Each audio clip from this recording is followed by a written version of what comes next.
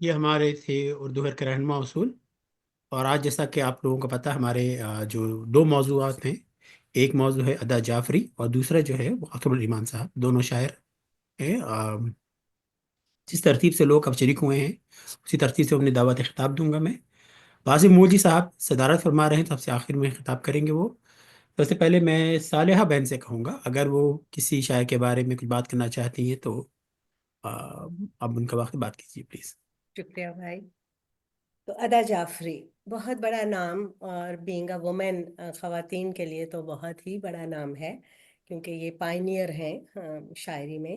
اور ان کو ظاہر ہے تمغہ امتیاز بھی ملا ہے. اور ان کو میں علمبردار کہتی ہوں، عورت کی حریت اور سوچ کا، کیونکہ انہوں نے وہ بنیاد ڈالی جس کی بیس پر ہم ساری جو ریسٹ آف دا وومن ہیں اور دوسری جنریشنز اگر سبق حاصل کرنا چاہیں تو کر سکتی ہیں. میں ان سے بہت امپریسڈ اس لیے بھی ہوں کہ بہت سارے میری زندگی کے جو فیزز ہیں وہ ان سے ملتے ہیں. یہ میری والدہ کی ہم عمر ہیں. تو جب یہ پاکستان میں آئیں تو آپ سوچیں کہ ان 20s، اور یہ اس وقت جو شاعری انہوں نے کی، تو میری والدہ کی جنریشن جو ہے وہ ان سے بہت زیادہ متاثر تھی، کیونکہ وہ ریلیٹ کر سکتے تھے ان سے. اور جو ان کی زندگی میں جو پہلا سٹیپ آیا وہ یہ کہ وہ شاعری کرنا چاہتی تھیں، اور بہت ان کو تنقید کا نشانہ بنایا گیا. اور خاندان والوں نے، جوائنٹ فیملی سسٹم نے، کنشپ نے، ہر ایک نے. اور میرے ساتھ بھی یہی ہوا تھا کہ جب میں کالج لیول پر انٹر کالجیٹ مشاعرے میں جانا چاہتی تھی تو سب مجھے کہتے تھے وقت کا ضیاع ہے اور نمبر اچھے لاؤ، میرٹ پہ آؤ. تو انٹل آئی پرووڈ کہ میں میرٹ پہ بھی نمبر لا سکتی ہوں، شاعری بھی کر سکتی ہوں، تب وہ راہیں کھلی تھیں. تو اٹس ویری ڈیفیکلٹ. پھر ان کی والدہ نے ان کی ڈھال بنی اور ان کو شاعری کے لیے انکریج کیا. میرا بھی بالکل یہی حال تھا کہ والدہ واز دا اونلی ون جو مجھے انکریج کرتی تھی. باقی سارے بہن بھائی، سارے لوگ جو ہیں وہ اس میں اتنا بلیو نہیں کرتے تھے. تو کمنگ بیک ٹو ہر، جیسے میں نے کہا کہ میں نے ہر شاعر کو میں نے کوشش کی ہے جو میں پاکستان سے ہیریٹیج لائی وہ میں یہاں کی یونیورسٹی ٹیچنگ میں استعمال کروں. میرا مائنر وومن اسٹڈیز تھا، تو میں نے پہلے بھی فیض اور پروین شاکر کے اس میں آپ کو بتایا تھا کہ میں نے ان کو فیمنسٹ تھیری میں یوز کیا. میں نے ان کو وومن ان ورلڈ کلچرز کی کلاس میں نے ان کی شاعری کو دیکھا. There has been lots of criticism by western feminist کہ یہ مشرق کی عورت تو بہت سبمسو ہے، پسماندہ ہے، کچھ سوچ نہیں سکتی، کچھ کہہ نہیں سکتی، بس جو میل ڈومینیٹڈ ورلڈ میں جو رول ہے یا جو اس کو کہا گیا ہے وہ فالو کرتی ہے. وہاں پر ادا جعفری نے اس پیٹریارکی اور میل ڈومینیٹڈ سوسائٹی میں، آپ سوچیں اتنی ٹریڈیشنل سوسائٹی میں انہوں نے اپنی آواز بلند کی. تو یہ بہت ہی ریمارکیبل ہے کہ انہوں نے نہیں سوچا کہ بھئی مجھ پہ اس طرح کے آئیں گے، الزام آئیں گے یا اس طرح کو مجھے سمجھا جائے گا. پھر وہ سبمسونیس جو ویسٹرن فیمنسٹ اس کو سبمسونیس کہتی ہیں، میری جنریشن اس کو وقار کہتی ہے. ہمارے ہاں نسوانیت کے کچھ اصول ہیں، کوئی جینڈر کا کوئی ویلیو ہے. تو جو ادا جعفری کی شاعری میں نزاکت دیکھتی ہوں، ملاحت دیکھتی ہوں، شگفتگی دیکھتی ہوں، اداسی دیکھتی ہوں. عورت کی خواہش بھی ہے، لیکن آپ دیکھیں کہ کمال کا وہ ہے انداز کہ تہذیب کے دائرے میں، ہم ابھی بات کر رہے تھے تہذیب کے دائرے میں ہے. انہوں نے فہمیدہ ریاض یا دوسری شاعروں کی طرح بے باکی اور بے حیائی کا رستہ نہیں اپنایا، کیونکہ وہ she was responding to the male dominated system of that era. تو اس قدر خوبصورتی سے انہوں نے وہ سلیقہ رکھا، وہ وقار رکھا کہ میں تو ہائیلی امپریس بائی ہر. جیسے مطلب بات کر رہی ہیں، محبت کی بات کر رہی ہیں وچ از فطری. حیران ہیں، لب بستہ ہیں، دلگیر ہیں غنچے، خوشبو کی زبانی تیرا پیغام ہی آئے. تو she is talking about the relationship, لیکن کتنی نزاکت سے، کتنی خوبصورتی سے. اور بعد میں آپ نے دیکھا پروین شاکر نے بھی خوشبو کی بات کی کہ کو بکو پھیل گئی بات شناسائی کی، اس نے خوشبو کی طرح میری پذیرائی کی. تو وہ اس میں بلیٹنٹ ہے، وہ زیادہ وہ ہے. پھر ایک اور جو ہے فیز جو میرا ان سے ملتا ہے کہ ادا جعفری کی شاعری میں 15 ایئرس کا گیپ آیا ہے. 15 साल वो शायरी नहीं कर सकी या नहीं की उन्होंने, जो भी उनके हालात थे, मदरहुड थी या दूसरे, वो she was playing the role of wife. तो मेरे साथ भी यही हुआ कि यहाँ आके मैं जाहिर है पढ़ाई में लग गई, फिर प्रोफेसोरियलशिप में लग गई, तो शायरी भूल गई। आती थी लेकिन कोई टाइम ही नहीं था कि उसको जॉट डाउन करें या उसको एक्सप्रेस करें। तो ये बहुत बड़ी बात है कि फिर दोबारा से वो आई और इतनी अजमत से आई। और मेरे लिए तो वो रोल मॉडल है इन दैट सेंस। एक बहुत ही यूनिक चीज़ जो आप सबको तो पता ही होगी, कि जब सारे लोग उनके खिलाफ थे, उनकी शायरी के खिलाफ थे, उनकी आवाज़ के खिलाफ थे, तो उनके जो शरीके हयात थे, उन्होंने उनको सपोर्ट किया था, जाफरी। और मेरे केस में भी यही हुआ था कि मेरे मरहूम शरीके हयात वो सपोर्ट करते थे, वो सुनते थे, वो कहते नहीं आप आ जाएं, आप ऐवान उर्दू में पढ़े, नहीं कोई बात नहीं, आप जैसे जितना भी लिखा है लेके आ जाएं, गज़ल पूरी नहीं हुई तो बता दें। तो ये बहुत ही इम्पोर्टेंट होता है। ये सारे माशाल्लाह शैला भाभी के अलावा सारे यहाँ पर मेल हमारे मेंबर्स भाई बैठे हैं। तो it's very important for you कि जैसे औरत आपको सपोर्ट करती है आपके, चाहे आप ऑफिस में सक्सेसफुल हो रहे हैं, चाहे आप शायरी में सक्सेसफुल हो रहे हैं, इसी तरह एक मर्द को भी ऐसे ही सपोर्ट करना चाहिए औरत को। तो उन्होंने एक ऐसी खूबसूरत मिसाल कायम की है कि औरत उभर सकती है, औरत में भी क्रिएटिविटी है, वो भी ज़माने को बता सकती है कि क्या आवाज़ है उनकी। तो I think it's a win win situation. और मैं इस कह सकती हूँ कि ये ट्रू लव होता है, ये वो लॉयल्टी है कि वो सपोर्ट फॉर क्रिएटिविटी है। दूसरी चीज़ों की तो सपोर्ट सब कर देते हैं, डोमेस्टिकेशन की और प्रोफेशन में सक्सेसफुल होने की, लेकिन ये भी बहुत इम्पोर्टेंट है। अदा जाफरी को कहा जाता है कि उनकी शायरी में बगावत थी। मैं थोड़ा सा एग्री डिसएग्री करती हूँ, शायद वो मेरी जनरेशन है इसलिए। लेकिन मुझे उनकी शायरी में बगावत से ज़्यादा जुर्रत नज़र आती है, बहादुर, बहादुर खातून थी कि उस माहौल में उन्होंने बहुत ही खूबसूरत गज़लें कही हैं। होठों पे कभी उनके मेरा नाम ही आए, आए तो सही बरसरे इल्ज़ाम ही आए, मतलब बहुत ही खूबसूरत। फिर एक मशरकी महबूबा की आवाज़ में, तारों से सजा लेंगे रहे शहर तमन्ना, मकदूर नहीं सुबह चलो शाम ही आए। और फिर वो खुदगर्जी के और अना के इस दौर में कह रही हैं, बाकी ना रहे साख अदा दश्ते जुनू की, दिल में अगर अंदेशा है अंजाम ही आए। तो ये बहुत ही खूबसूरत और अमानत अली ने गाई है। तो उसमें उन्होंने रंग भरे हैं। फिर हम अदा जाफरी और स्पेशली ख़वातीन को सिर्फ एक रंग में ही देखते हैं। मैंने ये देखा कि उन्होंने माशरे के मसाइल पर बात की है, हालात हाजरा पे भी बात की है, मुल्क में तबकाती जंग पे भी बात की है, गरीब औरत की भी बात की है। जो उनकी जुर्रतमंदी है वो बगावत नहीं है, वो उनकी बहादुरी है कि वो एड्रेस कर रही हैं। अब वो एक उनका शेर बहुत ही मुझे इंटरेस्टिंग है, I am a former journalist, हमारे शहर के लोगों का बस अहवाल इतना है, कभी अखबार पढ़ लेना, कभी अखबार हो जाना। तो इट्स वेरी, बहुत अच्छी तरह उन्होंने वो किया। फिर वो ऐसे खिताब करिए, मैं आंधियों के पास तलाशे सबा में हूँ, तुम मुझसे पूछते हो मेरा हौसला है क्या। और फिर एक बहुत ही इंटरेस्टिंग चीज़ जो मेरे पर नहीं, मेरी ये फेज नहीं आई, अदा Jafri because of what ever reason, criticism या बंदिश थी या जो भी था, वो मुशायरों में शिरकत नहीं करती थी। आपने सुना होगा कि ये बड़ी अजीब सी चीज़ है कि उनको इजाज़त नहीं थी या उनका दिल नहीं चाहता था, वो मुशायरों में नहीं आती थी। इसके अलावा उन्होंने जो मुझे जो बहुत ही इंटरेस्टिंग चीज़ लगी कि वो इकबाल और फैज़ से बहुत ज़्यादा मुतासिर थी। ज़ाहिर है उस लेवल की तो उन्होंने शायरी नहीं की, लेकिन उन्होंने एक औरत को एज अ मदर उन्होंने समझा। और फ़लस्तीन पे उनकी बहुत ही खूबसूरत गज़ल है, ज़रा लंबी सी है, वो बहुत ज़्यादा टाइम टाइम ले लेगी, लेकिन उन्होंने इन मसाइल पर भी लिखा है, which is an international topic. उसके अलावा मैं और क्या, हाँ, स्पिरिचुअलिटी में भी है। आम, जैसे उनकी एक गज़ल बहुत मशहूर है, जो एक लम्हा फरेबे नज़र भी होता है वही तो है जो बसर उम्र भर भी होता है। और हम अपनी ज़ात में खोए हुए तेरे बंदे, कभी कभी तेरे दर से गुजर भी होता है। बहुत बहुत ही खूबसूरती से वो लाती हैं। हम ऐसे खाक नशीनों का एहतराम करो, यहीं कहीं پہ ایک اہل یہیں کہیں پہ ایک اہل خبر بھی ہوتا ہے۔ ان کی شاعری میں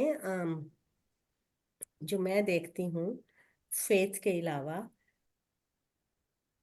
وہ یہ چاہتی ہیں کہ احساس دلایا جائے دوسری جینڈر کو کہ عورت کتنی نازک ہے، اس کے احساسات کتنے نازک ہیں، اس کے جذبات کتنے نازک ہیں، وہ کس قدر کیسے سوچتی ہے، کیسے قربان کرتی ہے اپنے آپ کو۔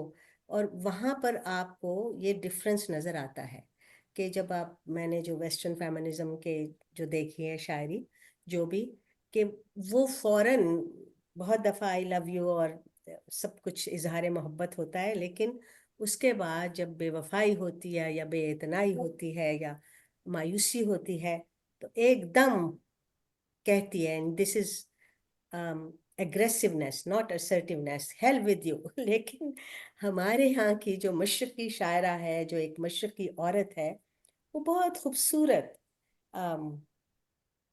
انداز میں کہتی ہے، ہم نے سوچا نہ اس نے جانا ہے، دل بھی ہوتے ہیں آپ گینوں سے، رات آہستہ گام اتری ہے درد کے مہتاب سینوں سے۔ تو بہت ہی خوبصورت ان کا وہ ہے، اور میں سمجھتی ہوں کہ ہمیں سب کو ان کو پڑھنا چاہیے، اور ان کی جو بیک گراؤنڈ تھی، ان کا جو کانٹیکس تھا، دا کلچرل کانٹیکس جس میں وہ پلی بڑی، جس میں انہوں نے اپنی آواز اٹھائی، اسی لیے ان کو تمغہ امتیاز ملا، کیونکہ اس دور میں آواز اٹھانا بہت ہی جرت کی بات ہے، اور ہمیں ان کو پڑھنا چاہیے اور زیادہ پڑھنا چاہیے اور ان کو اپریشیٹ کرنا چاہیے، کیونکہ وہ ہماری ہے، یہ ہماری ہیریٹیج ہے۔ ہم کتنا بھی کہیں کہ ہم بدل گئے ہیں، لیکن ہمارے کہیں نہ کہیں دل میں، ہمارے دماغ میں، ہماری زندگی میں ادا جعفری جیسے لوگ ہیں اور زندہ رہیں گے۔ Thank you. بہت خوب، سبحان اللہ۔ بہت بہت شکریہ صالحہ بہن، آپ نے اردو شاعری کی خاتون اول کے بارے میں بڑی عمدہ باتیں کی۔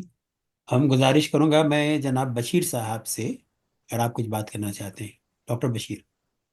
جی السلام علیکم، شکریہ۔ میں تو ماشاء اللہ صالح بہن نے بڑا اچھا پڑھا، خطبہ پڑھا، بہت اچھا بیان دیا۔ تو میرا تو زیادہ نہیں، دو چار اشعاری میں ان کے دیکھ رہا تھا آج، ایک آدھ کتاب پڑھی تو اس کا بھی ذکر میں کروں گا۔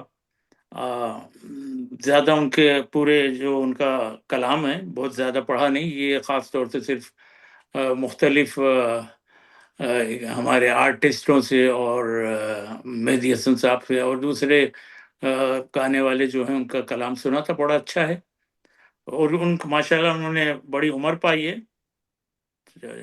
پیدا ہوئی تھی 1924 میں، اور 2015 میں ان کا انتقال ہوا ہے، بدایوں میں پیدا ہوئی تھی۔ تو شاید انہوں نے یہ جو کتاب لکھی تھی جو رہی بے خبری رہی، اس میں ان کا پڑھا تھا وہ بدایوں میں کس طرح جب وہاں پاکستان بن رہا تھا یا فسادات ہوئے تھے تو پہلے برقع پہنتی تھیں، تو وہ کس طرح کوئی ایک محلے سے دوسرے محلے میں جا رہی تھیں، تو ان کے پڑوس میں جو کوئی ہندو لوگ تھے لے جانے والے تھے ساتھ ان کے، تو وہ بتا رہی تھیں، انہوں نے کہا کہ آپ برقع پہن کے آپ لوگ نہیں جا سکتی، برقع اتاریے اور ساڑیاں پہنیے آپ سب بہنیں اور پھر چلیے دوسرے میں۔ تو انہوں نے بتایا تو کس طرح انہیں شرم آ رہی تھی ساڑی بغیر برقعے پہ جانے کی، تو مجھے بڑا اچھا لگا تھا وہ ایک بات۔ دوسری بات جو مجھے اس وقت یاد ہے، کہیں پڑھی تھی ان کی کہ وہ صادقین کے نمائش میں، ان کی تصویروں کی، ان کے آرٹ کی نمائش میں کہیں گئی تھیں، تو ایک تصویر کو دیکھ کے بڑی متاثر ہوئیں اور جذباتی ہوئیں اور ان کے آنکھوں میں آنسو آ گئے۔ تو اب صادقین صاحب کی بھی پڑھائی دیکھیے، وہ آئے اور ان کو کہا یہ تصویر آپ کو جو پسند آ رہی ہے آپ لینا چاہیں گی؟ تو انہوں نے جواب دیا بھائی نہیں، آپ کے پاس تو یہاں ہزاروں اور لاکھوں کی تصویریں ہیں، میں کیسے لے سکوں گی؟ تو انہوں نے صادقین نے کہا کہ نہیں آپ لے لیجئے، آپ اس کو لے جائیے۔ تو کہنا میں اس کی قیمت ادا نہیں کر سکتی۔ تو صادقین کی دیکھیے کتنی بڑی بات ہے کہ اس نے کہا نہیں، آپ کے آنسوؤں نے اس کی قیمت ادا کر دی ہے۔ تو بس اتنا ہی مجھے ان کے بارے میں کچھ یاد ہے، اور دو چار اشعار ابھی دیکھے تھے میں نے تو مجھے پسند آئے، جیسا ابھی صالح بہن نے ایک شعر سنایا تھا، ہمارے شہر کے لوگوں کا اب احوال اتنا ہے، اسی غزل کا ایک شعر ہے، اگر سچ اتنا ظالم ہے تو ہم سے جھوٹ ہی بولو، اگر سچ اتنا ظالم ہے تو ہم سے جھوٹ ہی بولو، ہمیں آتا ہے پت جھڑ کے دنوں گل بار ہو جانا۔ دوسرا یہ مجھے بڑا پسند ہے، بڑے تاباں بڑے روشن، بڑے تاباں بڑے روشن ستارے ٹوٹ جاتے ہیں، سحر کی راہ تکنا تا سحر آسان نہیں ہوتا۔ یہ مجھے بہت پسند آیا، بڑے تاباں بڑے روشن ستارے ٹوٹ جاتے ہیں، سحر کی راہ تکنا تا سحر آسان نہیں ہوتا۔ اور ایک اور شعر مجھے پسند آیا، چاروں طرف تھی ریت بہت تیز تھی ہوا، چاروں طرف تھی ریت بہت تیز تھی ہوا، دل میں چھپا لیے ہیں تمہارے نقش پا کے، دل میں چھپا لیے ہیں تمہارے نقش پا۔ بس یہی اتنا عرض کرنا تھا۔ شکریہ آپ کی سماعت کا اور آپ لوگوں کے سننے کا، اور آج محفل میں شرکت کی ہے میں نے، مجھے بڑی خوشی ہو رہی ہے، اور میں دوسرے حضرات اور خواتین کا سننے کا خواہش مند ہوں۔ شکریہ، السلام۔ وعلیکم السلام۔ بہت بہت شکریہ بشیر بھائی، بہت دنوں بعد تشریف لائے اور بہت خوشی ہوئی آپ کو سن کر۔ جزاک اللہ، شکریہ۔ اب میں تھوڑی سی کچھ بات کر لیتا ہوں۔ میں نے جس شاعر کا انتخاب کیا ہے وہ اختر الایمان صاحب ہیں، کیونکہ وقت کی کمی ہے، دیکھتا ہوں اس میں کتنا ٹائم ہوتا ہے ہمارے پاس، 5 سے 7 منٹ میرے پاس ہیں۔ پہلے تھوڑا سا ان کا تعارف کرا دوں گی زندگی کا۔ ان کی 12 نومبر 1915 پیدائش ہے، بجنور ڈسٹرکٹ یو پی کی ایک چھوٹی سی جگہ قلعہ پتھر گڑھ ہے نجیب آباد میں، تو وہاں کی پیدائش ہے ان کی، اور وفات ان کی 1996 میں ممبئی میں ہوئی تھی۔ ان کا بیک گراؤنڈ جو ہے وہ بڑی غریب خاندان سے ان کا تعلق تھا۔ ان کے والد صاحب حافظ فتح محمد تھے، جو کہ امام تھے اور مسجد میں بچوں کو قرآن پڑھایا کرتے تھے۔ والد صاحب کی بنتی نہیں تھیں، والدہ ان کی الگ ہو گئیں، تو ان کی چچی جو ان کی خالہ بھی ہوتی تھیں وہ ان کو لے کر دلی آ گئی اور یتیم خانے میں داخل کر دیا۔ اب دیکھیں والدین کے زندہ ہیں، لیکن اتنی غربت کے مارے تھے کہ یتیم خانے میں انہوں نے زندگی گزاری، اور 8ویں تک وہیں پڑھا، وہیں رہے یتیم خانے میں۔ اس کے بعد ٹیوشن پڑھانا شروع کر دی اور خود مختار ہو گئے۔ میٹرک کے بعد اینگلو عربک کالج دلی میں، جو کہ اب موجودہ ذاکر حسین کالج ہے، وہاں داخلہ لیا۔ ان کی شادی ہوئی تھی تو ان کی مرضی کے خلاف ایک ان پڑھ لڑکی سے کر دی تھی، جو طلاق پر ختم ہوئی۔ لیکن ان کی زندگی کا رونا یہ رہا کہ اپنی کم روئی پہ اور ناداری کے باعث ان میں کبھی خود اعتمادی کانفیڈنس نہیں تھا، اور وہ بہت سی لڑکیوں کو پسند کرتے تھے، لیکن وہ خود ہی مایوس ہو جاتے تھے، کیونکہ اندر وہ کانفیڈنس کی کمی تھی، خود اعتمادی کی کمی تھی، اور ایک وہ خیالی محبوبہ کا تصور ایک خیالی محبوبہ انہوں نے بنا لی جس کا نام زلفیہ رکھا، اور دوسرا مجمع کلام اسی کے نام سے منسوب کیا۔ اس کے بعد وہ علی گڑھ بھی گئے، وہاں سے ایم اے کے لیے، لیکن وہاں پہ بھی ناداری کے بس ایم اے مکمل نہیں کر سکے علی گڑھ یونیورسٹی سے۔ پھر بعد میں پونا چلے گئے، اور پھر بعد میں ممبئی چلے گئے، فلموں میں مکالمے لکھنے شروع ہوئے، اور پھر ان کے حالات کچھ بہتر ہوئے، اور 1947 میں انہوں نے سلطانہ منصوری سے شادی کی، اور یہ شادی اپنے آخر تک رہی اور بہت کامیاب شادی رہی۔ یعنی مختصر حالات زندگی تھے۔ اور ان کی جو وجہ شہرت ہے شاعر کے علاوہ، یہ فلموں کے ڈائلاگ لکھنے کے لیے بھی ہے۔ 100 سے زائد فلموں کے ڈائلاگ انہوں نے لکھے، اور اس میں ایک فلم پہ ان کو دھرم پتر کے لیے ان کو بہترین مکالمہ نویس کا ایوارڈ بھی نوازا گیا۔ انٹرنیٹ پہ کئی جگہ کو ملے گا کہ مغل اعظم کے ڈائلاگ انہوں نے لکھے تھے، لیکن ایسا کچھ نہیں ہے، نہ اسکرین پلے میں ان کا کہیں نام ہے، نہ کہیں اور ڈائلاگ لکھنے والوں میں ہے۔ تو اس کے علاوہ دیکھیں باہر 100 سے زیادہ فلموں کے لیے ڈائلاگ لکھے انہوں نے ضرور، اور لیکن گانے کبھی نہیں لکھے، کیونکہ وہ ان کے مزاج کے خلاف تھا۔ بحث شاعر جب ان کی بات کروں گا تو میں آپ کو کچھ اور 2-4 باتیں بتاؤں گا ان کے نظموں کے 10 مجموعے شائع ہوئے، اور ان کو مختلف انعامات ملے۔ سب سے بڑا اس میں 1962 میں ساہتیہ اکیڈمی ایوارڈ بھی ملا، جو کہ ان کی کتاب یادیں کے اوپر تھا، اور 3 بار ان کو گیان پیٹھ ایوارڈ کے لیے نامزد بھی کیا گیا۔ تو ماشاءاللہ کافی اکمپلش تھے یہ۔ لیکن ان کی جو بحث شاعر بات کریں تو یہ بنیادی طور پہ نظم کے شاعر تھے، وہ غزل کے مخالف تھے، اور تمام عمر غزل کے مخالف رہے، کیونکہ وہ یہ کہتے تھے کہ غزل کے کچھ مجبوریاں ہیں جس کی بنا پر غزل کے شاعر کو اپنی بات پوری طرح اور اپنے داخلی تقاضوں کو تکمیل کے ساتھ نہیں بیان کر سکتا۔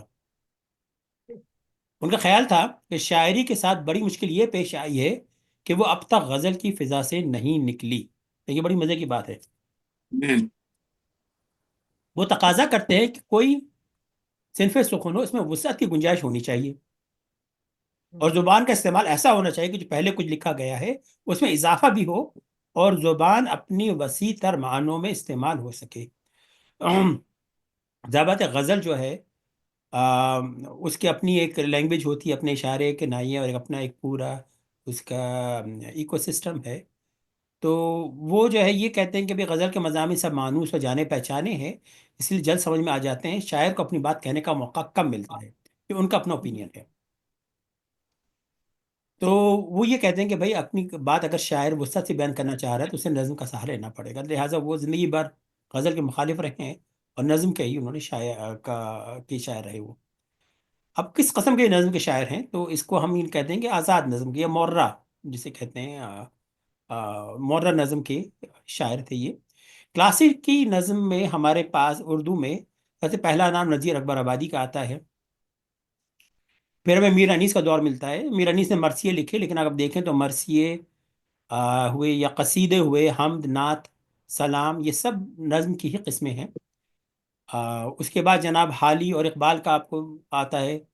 لیکن یہ کلاسیکی نظم میں ایک خاص قسم کا نظام کی پابند ہوتی ہے. اس کے اندر ایک سٹرکچر ہوتا ہے، اور اس کے اندر بھی قافیہ ردیف کی پابندیاں ہوتی ہیں. اور اس کے اندر ایک دلچسپ بات یہ ہے کہ ان جو کلاسیکل نظمیں ان میں سے ایک آدھ بند اگر نکال بھی دیں تو کوئی فرق نہیں پڑتا. لیکن جو نئی نظم ہے جس میں نظم معرہ کا نام آتا ہے، اور اس میں بڑے بڑے شاعر ہیں جس میں مجید امجد، نون میم راشد، میرا جی، خود فیض احمد فیض، ان کی جو نظمیں ہیں ان میں پوری سٹوری بلڈ ہوتی ہے. اور آپ ایسا نہیں ہے کہ آپ ایک آدھ اگر آپ بند نکال دیں تو فرق نہیں پڑے گا، کیونکہ وہ کہانی کا حصہ ہوتی ہے، اس میں لازمی ہوتی ہے. اور بند بھی ان کے روایتی نہیں ہوتے، مختلف سائز کے ہو سکتے ہیں. پھر جیسے اگر یہ غزل، یہ نظم معرہ ہے تو ضروری نہیں ہے کہ اراکین کی تعداد بھی ایک ہی ہو، یعنی جو مصرے ہیں مختلف سائز کی بھی ہو سکتے ہیں. ضروری نہیں کہ اس کے اندر ردم بھی ہو، ردم تو ہو لیکن اس کے اندر کوئی رائمنگ ہو، کوئی اس کے اندر قافیہ ہو. تو یہ پہلی بات تو یہ کہ آزاد نظم کے شاعر تھے. دوسرا ان کا جو الزام ہے، یعنی کہا جاتا ہے کہ ان کی زبان میں کھردرا پن و غیر شاعرانہ ہے. ان کا کھردرا پن یا نفیس تحریر لکھنے سے انکار اس بات کا اعلان ہے کہ نظم کو سجانے، اس میں نام نہاد لطافت، شاعرانہ پن وغیرہ کرنے سے زیادہ ضروری ہے کہ نظم اس صورتحال کا احاطہ کرے جس نے شاعر کو مشتعل کیا ہے یا اسے اکسایا ہے. نظم کے ذریعے فوٹوگرافی ہرگز مطلوب نہیں. یہ جو فوٹوگرافی کی بات ہو رہی ہے وہ مطلوب نہیں ہے، لیکن یہ ضرور مطلوب ہے کہ جس اخلاقی یا جذباتی صورتحال کا نظم بیان ہے اس پر لفاظی کے پردے نہ ڈالے جائیں. تو یہ ان کا زبان کھردرا پن ہے، یہ غیر شاعرانہ سٹائل ہے ان کا. پھر ان کا تیسرا جو ان کی خوبصورتی ہے یا یہ جو ان کی امتیازی بات ہے کہ ان کی اکثر نظمیں جو ہیں وہ مکالمے ہیں، وہ ڈرامے کی طرح مکالمے بولی جا سکتی ہیں. لیکن یہ بات اتنی اہم ہے کہ اختر ایمان کا متکلم کو ایک شخص نہیں معلوم ہوتا، وہ خود متکلم اختر ایمان بھی نہیں ہے، کیونکہ کوئی اور متکلم ہوتا ہے. اس میں جو ان کی ایک نظم ہے، جو اگر موقع ملا وقت رہا تو میں پڑھوں گا، کہ ایک لڑکا، اس کے اندر بھی وہ حالانکہ اپنی ان کے سوانح عمری سے متاثر ہے لیکن وہ خود سے متکلم نہیں ہے. ایک اور جو ان کی نظم کی خوبصورتی ہے وہ ان کی خود کلامی ہے. گوپی چند نارنگ نے کہا ہے کہ اختر ایمان نے خود کلامی کو اس طرح نظموں میں استعمال کیا کہ وہ آنے والے لوگوں کے لیے مشعل راہ ہے. پھر یہ ان کی شاعری کے موضوعات کیا ہیں؟ یہ ذاتی تجربات کی شاعری ہے. اختر ایمان نے شروع میں کچھ عشقیہ نظمیں کہیں، لیکن بہت جلد اس انداز سے اکتا گئے، اور یہ ترقی پسند طریقہ بھی کبھی حصہ نہیں رہے. اختر ایمان کے ہاں شگفتگی یا زندگی سے لطف اندوزی کے احساس کا فقدان ہے. اس کے بجائے ان کے ہاں فریب، شکستگی، اپنے دور کے انسان سے مایوسی، خود غرضی اور جارحہ تشدد سے انسان کے لگاؤ کے خلاف رنج اور برہمی نمایاں ہے. یہ برہمی کبھی کبھی شدت اختیار کر کے نفرت کے درجے کو پہنچ جاتی ہے، لیکن میں ایک امید بھی ہے. پھر ایک اور جو بات ان کی ہے کہ ان کے جو کلام میں، ان کے اشعار میں تفکر اور تعامل کا، یعنی سوچ بچار کا عنصر غالب ہے. ان کے تہہ داری ہے. آپ بار بار یہ نہیں کہ آپ سرسری طور پر ان کو پڑھ لیں، بلکہ یہ ہے کہ نظم کو رک رک کر سوچ سوچ کر پڑھیں تو اس میں گہرائیاں دریافت ہوں گی. ان کی نظمیں اگر دیکھا جائے تو یہ انگریزی روایات کے زیادہ قریب معلوم ہوتی ہیں. خود اختر ایمان شاعری کو مذہب کہتے تھے، وہ یہ نہیں مانتے کہ کوئی مقصد شاعری برائے زندگی ہونی چاہیے یا ادب برائے ادب ہونا چاہیے، اس طرح کی بحثوں میں نہیں پڑھتے تھے وہ اس کو مذہب کے طور پہ عقیدے کے ساتھ دیکھتے تھے. اور ان کے اپنے باعث سے یہ مجاز، مخدوم، فیض و فراق کے علاوہ کسی کو شاعر نہیں مانتے تھے. مشفق خواجہ جو کہ خامہ بگوش کرم خامہ بگوش کے نام سے لکھتے تھے، انہوں نے ان کے بارے میں مضمون لکھا ہے، اور اس میں لکھا ہے ایک لطیفے کے طور پہ لکھا ہے کہ غالب کا مشہور شعر ہے کہاں تمنا کا دوسرا قدم یارب، ہم نے دشت امساکا کو ایک نقش پا پایا. تو اختر الایمان صاحب نے شعر کے بارے میں فرماتے ہیں کہ اب اس بات کا نہ تو کوئی سیاق ہے نہ سباق، یہ غالب پہ تنقید کر رہے ہیں اختر الایمان، لیکن اگر اسی پہلو کو نظم کا پیکر ملتا تو کتنی بڑی نظم ہوتی، اور انسان کی تمنا اور زندگی کی نارسائیوں سے کیا خوبصورت ڈرامہ وجود میں آتا. اور آگے مشفق خواجہ لکھتے ہیں کہ افسوس کہ اختر صاحب غالب کے زمانے میں نہ ہوئے، ورنہ ان کے مشورے پر وہ سیاق و سباق کے بغیر باتیں نہ کرتا اور ساری توجہ بڑی بڑی نظمیں لکھنے پر صرف کر دیتا. یہ بہر شاعروں کا اختر ایسا ہوتا ہے. بار ٹائم کم ہے، ہمیں جلدی سے میں آپ کو چھوٹی سی ایک نظم کو سنا دیتا ہوں. ایک لڑکا اچھا. بڑی نظم ہے، یہ ان کی ہے نیا شہر اختر الایمان کا. جب نئے شہر میں جاتا ہوں وہاں کے در و بام، لوگ وارفتہ سرا سیما دکانیں بازار، بت نئے راہنماؤں کے پرانے معبد، حزن آلود شفا خانے مریضوں کی قطار، تار گھر ریل کے پل بجلی کے کھمبے تھیٹر، راہ میں دونوں طرف نیم برہنہ اشجار، اشتہار ایسی دواؤں کے ہر ایک جاں چسپاں، اچھے ہو جاتے ہیں ہر طرح کے جن سے بیمار، اس نئے شہر کی ہر چیز لبھاتی ہے مجھے.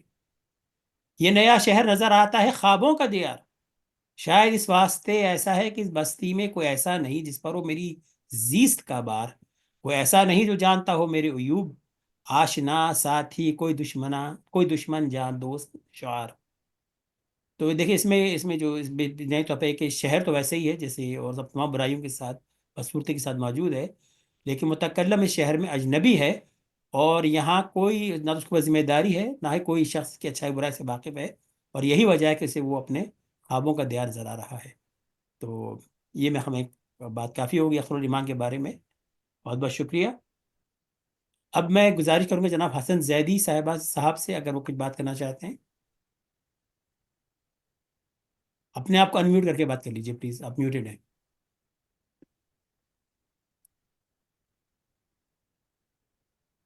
اب آواز آ رہی ہے؟ جی جی فرمائیے. جی. اچھا، بس جو کچھ میں کہنا چاہتا تھا وہ تو اپنے حسنی بھائی نے سب کچھ بیان کر دیا. میں نے بھی کافی ڈھونڈا، تو میرے خیال ہے یہ ریپیٹیشن ہو جائے گی ساری اگر میں بھی بات کرنا شروع کر دوں.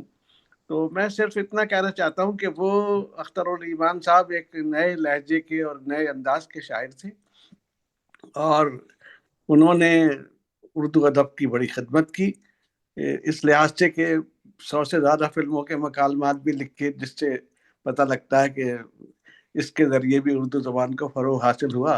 اور ان کی جو ایک شروع دور کی شاعری تھی اس کے اوپر ایک کمنٹ کیا تھا فراق گورکھپوری نے، اور وہ یہ تھا کہ نئے شاعروں میں سب سے گھائل آواز اختر الایمان کی ہے، جس میں بلا کا درد اور زمانے کے حوادث پنہاں ہیں. تو بس میں زیادہ مزید ریپیٹیشن نہیں کرنا چاہتا. ایک ان کا شعر بھی بڑا مشہور ہوا تھا کہ اب ارادہ ہے کہ پتھر کے صنم پوجوں گا، اب ارادہ ہے کہ پتھر کے صنم پوجوں گا، تاکہ گھبراؤں تو ٹکرا بھی سکوں مر بھی سکوں. واہ. تاکہ گھبراؤں تو ٹکرا بھی سکوں مر بھی سکوں. میں بھی سکوں. بعد کی شاعری بہت خوبصورت رہی ان کی، یہ شروع کی شاعری کا شعر تھا. اب اس سے زیادہ میرے خیال ہے مزید وقت کا ضیاع ہوگا اگر میں وہ ساری باتیں ریپیٹ کر دوں جو حسنی صاحب آلریڈی کہہ چکے ہیں. تو بس اتنا ہی کہنا میرے خیال ہے. شیلا کچھ ایک غزل سنانا چاہتی ہے؟ وہ اور کسی کے باری ہو نا، نہیں آپ ہی کی باری ہے، فرمائیے. اچھا میں تو ادا جعفری کے بڑا احاطہ جو ہے وہ صالحہ نے کر دیا. صالحہ بہن نے بہت ہی اچھا ان کے بارے میں بتایا. یہی ہمیں پتہ تھا کہ خاتون اول ہیں شاعری کی، اور بدایوں میں پیدا ہوئی، فیڈرل سیکریٹری تک ان کے یہاں پہنچے، اور انہوں نے بہت اچھی زندگی گزاری، اور کراچی میں ان کی وفات ہوئی. ان کی ایک بڑی خوبصورت غزل ہے جو میں سنانا چاہوں گی. اس کا ایک جملہ شعر تو بھائی انہوں نے پڑھا ہے، بشیر بھائی نے. اس کا پہلا ہے: اجالا دے اجالا دے چراغ راہ گزر آسان نہیں ہوتا، واہ، اجالا دے چراغ راہ گزر آسان نہیں ہوتا، ہمیشہ ہو ستارہ ہم سفر آسان نہیں آسان ہوتا، نہیں ہوتا، واہ واہ، جو آنکھوں اوٹ ہے چہرہ اسی کو دیکھ کر جینا، یہ سوچا تھا کہ آسان ہے مگر آسان نہیں ہوتا، واہ، بڑے تاباں بڑے روشن ستارے ٹوٹ جاتے ہیں، سحر کی راہ تکنا تا سحر آسان نہیں ہوتا، واہ واہ، اندھیری کاسنی راتیں یہیں سے ہو کے گزریں گی، جلا ہوں، رکھنا کوئی داغ جگر آسان نہیں ہوتا، ہاں، کسی درد آشنا لمحے کے نقشے پا سجا لینا، اکیلے گھر کو کہنا اپنا گھر آسان نہیں آسان ہوتا، نہیں ہوتا، واہ، جو ٹپکے کاسا ہے دل میں تو عالم ہی بدل جائے، وہ ایک آنسو مگر ہے چشم تر آسان نہیں ہوتا، بہت اچھا، جو ٹپکے کاسا ہے دل میں تو عالم ہی بدل جائے، وہ ایک آنسو مگر ہے چشم تر آسان نہیں ہوتا، گما تو کیا یقین بھی وسوسوں کی زد میں ہوتا ہے، گما تو تو کیا یقین بھی وسوسوں کی زد میں ہوتا ہے، سمجھنا سنگ در کو سنگ در آسان نہیں ہوتا، نہیں، پھر پڑھی، ہاں، سمجھنا سنگ کے در کو، سنگ در آسان نہیں ہوتا، گما تو کیا یقین، گما تو کیا یقین بھی وسوسوں کی زد میں ہوتا ہے، سمجھنا سنگ در کو سنگ در آسان نہیں ہوتا، بہت خوب، کا شعر خطاب، نہ بہلاوا نہ سمجھوتا جدائی ہی جدائی ہے، نہ بہلاوا نہ سمجھوتا جدائی سی جدائی ہے، ادا سوچو تو خوشبو کا سفر آسان نہیں ہوتا، یہ ان کی خوبصورت ایک غزل ہے، بس میں آپ کو اسی کے ساتھ اپنا مائک دینا چاہوں گی، اللہ ان کو جنت الفردوس میں۔ شکریہ بہت بہت آپ کا۔ اب میں ملتمس ہوں جناب سلمان صدیقی صاحب کا۔ سلمان صدیقی۔ جی رضوان صاحب، شکریہ بہت بہت۔ حاضرین محفل کو دوبارہ آداب۔ آم، اختر الایمان پہ چونکہ کوئی مطالعہ نہیں تھا، اس لیے میں نے کہا چلیں ادا جعفری پہ بات کر لی جائے، اور زیادہ بات تو ہو چکی ہے۔ میں ان سے بحیثیت شاعر نہیں، میں ان سے بحیثیت نثر نگار واقف ہوا پہلے، کیونکہ ان کی جو آپ بیتی ہے، جو رہی صبح خبری رہی، یہ اردو کی اچھی بلکہ چیدہ آپ بیتیوں میں اس کا شمار ہوتا ہے، اور یہ 6-7 سال پہلے میں نے پڑھی تھی، تو آج کے پروگرام کے لیے میں نے کہا چلو اس کو ریوزٹ کرتے ہیں۔ اس میں سے کچھ گوشے تھے جو مجھے ابھی تک یاد تھے ذہن میں، جنہوں نے بڑا ایک طرح سے کہنا چاہیے امپریشن چھوڑا تھا دماغ پہ، جس طرح بشیر صاحب نے ذکر کیا، ان کو 1-2 واقعات یاد تھے، اسی طرح مجھے بھی کچھ ان کی آپ بیتی کی ایک دو چیزیں یاد تھیں۔ تو ایک چیز میں چھوٹا سا ایک ان کا نثر پارہ پڑھ کے سناؤں گا اس کے بعد، اور وہ صرف ایک پس منظر کے طور پہ ہے، کیونکہ ایک نظم جو انہوں نے 12ویں جماعت میں لکھی تھی اس سے آپ کو اندازہ ہوتا ان کے حالات زندگی، عزیز جہاں پیدا ہوئی وغیرہ وغیرہ، ادا بدائیوں سے شاعری کرتی ہیں، ان سب باتیں تو ڈسکس ہو چکی ہیں، تو اس کے اوپر بات کرنے کا فائدہ نہیں ہے۔ تو میں ان کے اس ماحول کی عکاسی سے بہت زیادہ متاثر ہوا تھا کہ جس ماحول میں زمانے کی خواتین، جہاں پہ ابھی نئے نئے مردوں کو تعلیم حاصل کرنے کی تو اجازت تھی، مگر خواتین کے لیے وہ مروجہ نہیں تھا۔ تو اس کے لیے چھوٹا سا ایک آپ کو پڑھ کے سنا دیتا ہوں۔ خواتین کے لیے دل بہلانے کے اور بھی مشغلے موجود تھے، منگنی، شادی، چوتھی، چالے کے علاوہ عقیقہ، بسم اللہ، آمین، گود بھرائی، کن چھیدن وغیرہ کی تقریب بڑے اہتمام سے منعقد ہوتی۔ 9 ہفتوں پہلے گھر گھر بلاوا دینے جاتی، تقریب کی رونق کئی کئی دن رہتی، میراسنیں ڈھولک پر گیت گاتی، ولادت کے موقع پر دنوں زچہ گیریاں گائی جاتی جن کے بول بہت دلچسپ ہوتے تھے۔ مردوں کے مشاغل اور ان کی دنیا سے الگ یہ زنان خانے کی زندگی تھی، محدود اور محفوظ، مسرور اور مغموم، جس کے اصول و ضوابط طے شدہ تھے۔ بیٹے جوان ہو جاتے تو ماؤں کو ان کے سامنے لب کشائی کا حوصلہ نہ ہوتا، اور شاید پرانے وقتوں میں اس کی ضرورت بھی محسوس نہیں ہوتی ہوگی۔ خواتین بہرطور اور بہرحال ہر زمانے کی دست و برد سے حصار در حصار محفوظ و معمون تھی۔ گرم موسموں کی آندھیوں سے بچاؤ کے لیے دیواریں اتنی اونچی کر دی گئی تھیں کہ تازہ ہواؤں کا گزر ممکن نہیں رہا تھا۔ دھوپ کی شدت سے محفوظ رکھنے کے لیے دروازے دریچے مقفل ہوئے تو نگاہیں چاندی کے لمپ سے بھی محروم ہوئیں۔ جب تک احساس محرومی نہیں تھا، زندگی آسان رہی، سہل کٹ گئی، اور یہی اس صورتحال کا سب سے خوشگوار پہلو تھا۔ اپنی ہی روایات کے تانے بانے میں جکڑے ہوئے اس گھرانے میں زندگی بسر کرنے کے آداب طے شدہ تھے۔ یہ فیصلے بزرگوں نے کیے تھے جو کرنوں سے بغیر کسی تعامل قبول کیے جا رہے تھے، لیکن وقت کی رفتار جاری تھی۔ منظر تبدیل ہو رہے تھے اور لاشعوری طور پر رفتہ رفتہ اس خاندان کی سوچ بھی تغیر قبول کر رہی تھی۔ میرے ہوش سنبھالنے تک ٹونک والوں کی محدود دنیا اور بدایوں شہر میں قابل فہم تبدیلیاں آ چکی تھیں، اور اب یہ برداشت کر لیا گیا تھا کہ لڑکے علی گڑھ جا کے انگریزی تعلیم حاصل کریں، لیکن کسی بھی محکمے میں کسی بھی عہدے پر ملازمت کا تصور اس خاندان کے لیے قطعی ناقابل قبول تھا۔ بدایوں دل والوں کا شہر کہا جاتا تھا، وہاں کے صوفیہ علماء کے تذکرے موجود ہیں۔ شاعری تو بدایوں کی مٹی میں گندھی ہوئی تھی، اس شہر کے ناخواندہ لوگ بھی شعر کی تاثیر سے آشنا تھے، شہر میں عام مشاعرے بھی منعقد ہوتے رہتے۔ مجھے یاد ہے نانا کی کوٹھی میں ساغر نظامی یا جگر مراد آبادی کے ترنم کی لہریں سامع نواز ہوتی تو بیبیاں بند دروازوں کے پیچھے اشعار سننے کے لیے اکٹھی ہو جاتی۔ بدایوں کے کئی گھرانوں کے مرد رفتہ رفتہ روزگار کے سلسلے میں علی گڑھ، الہ آباد وغیرہ دوسرے شہروں میں مقیم ہوئے، تو برادری کی نکتچی نگاہوں سے دوری ان لڑکیوں کی حق میں نعمت ثابت ہوئی۔ اپنے شہر کے نیم تاریک، نیم روشن گھٹے ہوئے ماحول سے نجات ملی تو انہیں لڑکیوں کی تعلیم معیوب نہیں نظر آئی، لیکن اب تک ایسے خوش نصیب لوگ بہت کم تھے۔ یہ نظم انہوں نے انٹرمیڈیٹ میں لکھی تھی، اور یہ اسی گھٹے ہوئے ماحول کی عکاسی کرتی ہے جس کا ابھی انہوں نے ذکر کیا۔ بیزاری نام ہے اس کا۔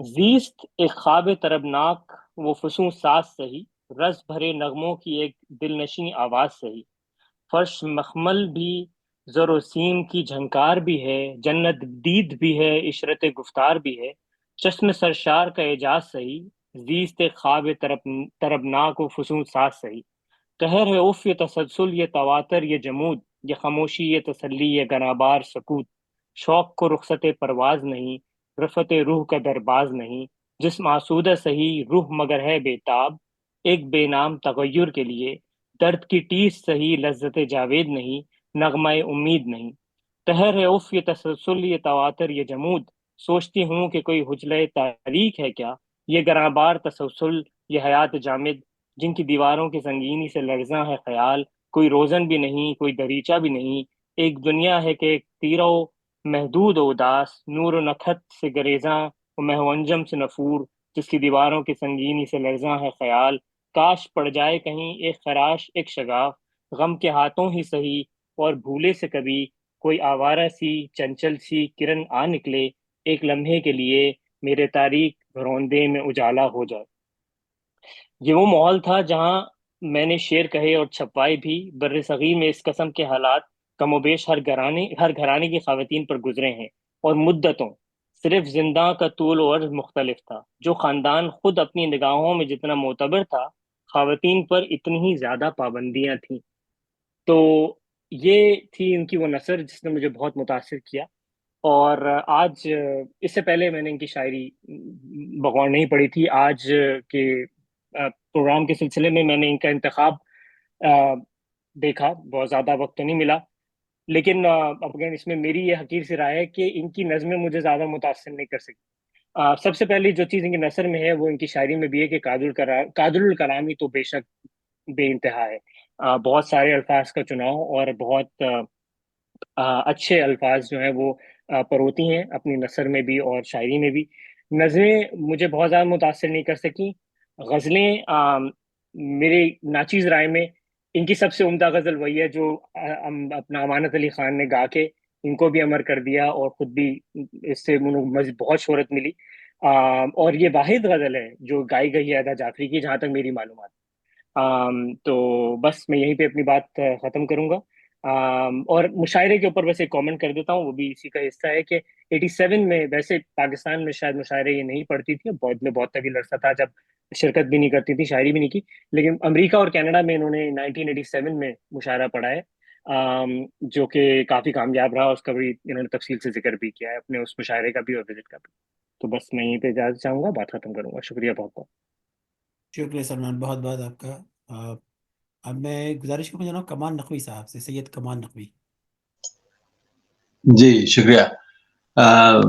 میں تھوڑی سی بات تو خیر میں کیا کروں، رضوان صاحب نے بہت اچھا تعارف پیش کر دیا ہے اختر جمان صاحب کا، بیک گراؤنڈ اور کچھ ان کی زندگی کے حالات وغیرہ۔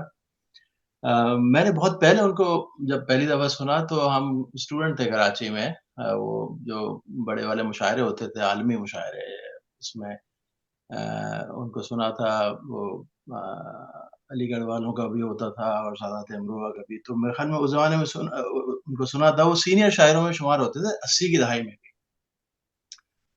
اور ہمارا بہرحال اس زمانے میں طریقہ یہ تھا کہ لوگ لکھ لیتے تھے شاعری، کیونکہ کتابیں بہت زیادہ اویلیبل نہیں ہوتی تھیں اور اسٹوڈنٹس کے پاس پیسے ویسے بھی نہیں ہوتے تھے ایسے کوئی کتابیں خریدنے کے. اختر الایمان جیسے فیض کی کتاب خریدنا اور بات ہے، لیکن ان کی کتاب نہیں خریدی جاتی تھی. تو بہرحال وہ میں نے لکھ لی تھی اس وقت. تو میرے پاس وہ ڈائری ابھی تک موجود ہے. تو جناب ایک نظم ہے جو کہ ہو سکتا ہے میں نے پہلے کبھی پڑھی ہو.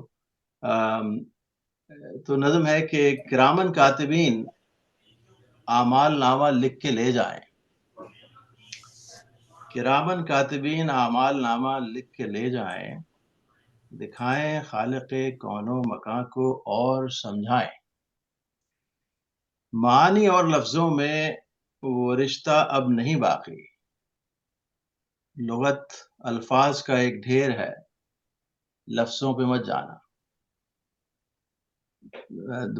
ریپیٹ کر دیتا ہوں تاکہ ذرا وہ سیکوینس بن جائے. چھوٹی سی ہے. کرامن کاتبین اعمال نامہ لکھ کے لے جائیں، دکھائیں خالق کون و مکان کو اور سمجھائیں. معانی اور لفظوں میں وہ رشتہ اب نہیں باقی، لغت الفاظ کا ایک ڈھیر ہے، لفظوں پہ مت جانا.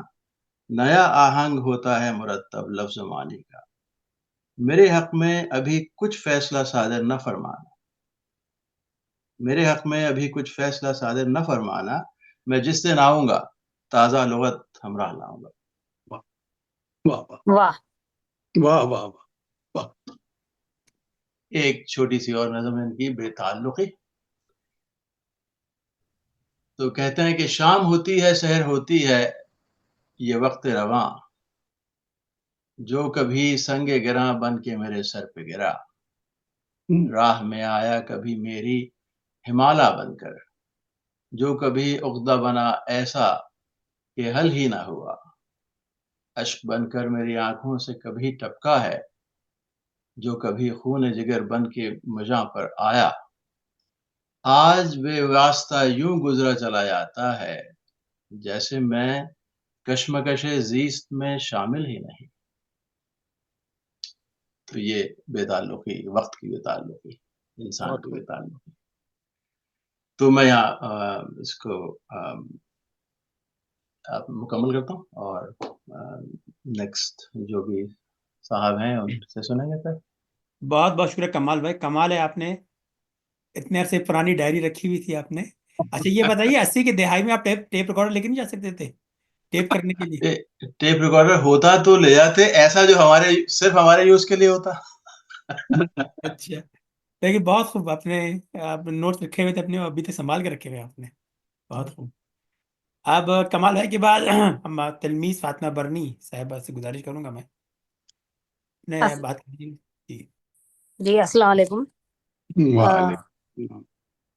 میرے پاس مجھے نہیں پتا کتنا وقت ہے. بہرحال میں اختر الایمان پر بات کروں گی. اس کی 2-3 وجوہات ہیں. ایک وجہ تو یہ ہے کہ وہ نظم کے بہت بڑے شاعر ہیں اور اپنے معاصرین میں بھی انہیں ظاہر ہے بہت، اور بعد میں بھی انہیں بہت سراہا گیا. اس میں ظاہر ہے کہ جو 3 بڑے نظم کے شاعر سمجھے جاتے ہیں اردو میں، اس میں ایک راشد ہیں، ایک میرا جی ہیں اور ایک اختر الایمان ہیں. تو یہ لوگ ظاہر ہے کہ انہوں نے ایک طرح سے نظم نو کی بنیاد رکھی، لفظوں کی بھی نظم نو کی بنیاد رکھی. اور اختر الایمان، میرا جی اور نون میم راشد تینوں میں سے کوئی بھی ترقی پسند تحریک سے وابستہ نہیں تھا. یہ تینوں حلقہ ارباب ذوق سے تعلق رکھتے تھے. اور اگرچہ کہ یہ ادب برائے زندگی کے اختر الایمان تو بہرحال قائل تھے، میرا جی کے بارے میں نہیں کہہ سکتے یہ بات، نہ ہی راشد کے بارے میں کہہ سکتے ہیں.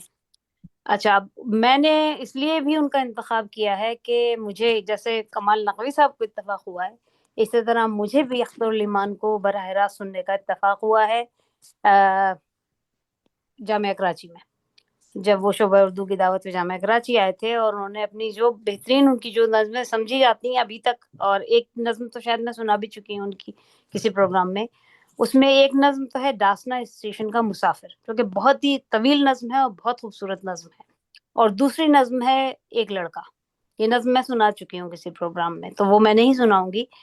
لیکن جو چیز اختر الایمان نے اپنے بارے میں خود بھی کہی ہے کہ 2-3 چیزیں انہیں بہت انسپائر کرتی تھیں. پہلی بات تو یہ ہے کہ وہ بنے بنائے سانچوں کو انہیں شدید ناپسند تھا، مصرے پہ گرہ لگانا، چول پہ چول بٹھانا، اور ظاہر ہے یہ بات سارے ماڈرن جو لکھنے والے ہیں ان سب میں مشترک تھی. اس لیے کہ نیا راستہ ڈھونڈنا بہت مشکل کام ہے. جو لوگ ظاہر ہے کہ نظم آزاد کے یا نظم معرہ کے جو خلاف تھا، جو اسکول آف تھاٹ یا جو حلقہ، ان کا یہ خیال تھا کہ چونکہ یہ کام آسان اس لیے کیا جا رہا ہے، اور میرا خیال ہے میں اس اعتراض کا جواب بھی دے چکی ہوں، نہیں، یہ کام اس لیے کیا جاتا رہا کہ یہ کام مشکل تھا اور اس سے پہلے اردو میں اس کی کوئی مثال نہیں.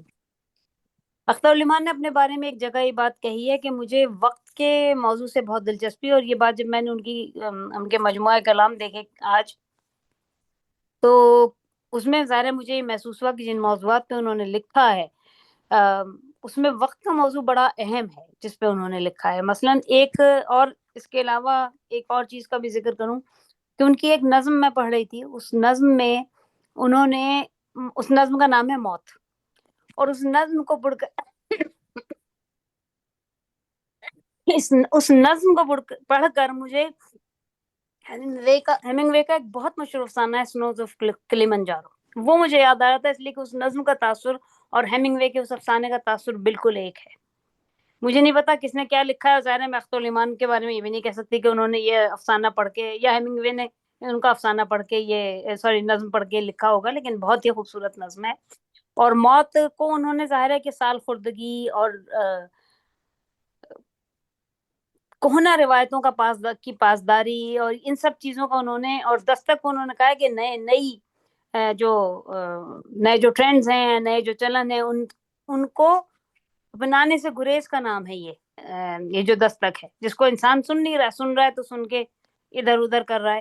یا بہرحال تو اب میں ایک تو ان کی وہ نظم بھی سنا دوں جس کے اگر ہے وہ میرے پاس، تو جس میں انہوں نے جس کا ابھی ایک شعر کسی نے سنایا تھا، اب ارادہ ہے کہ پتھر کے صنم پوجوں گا،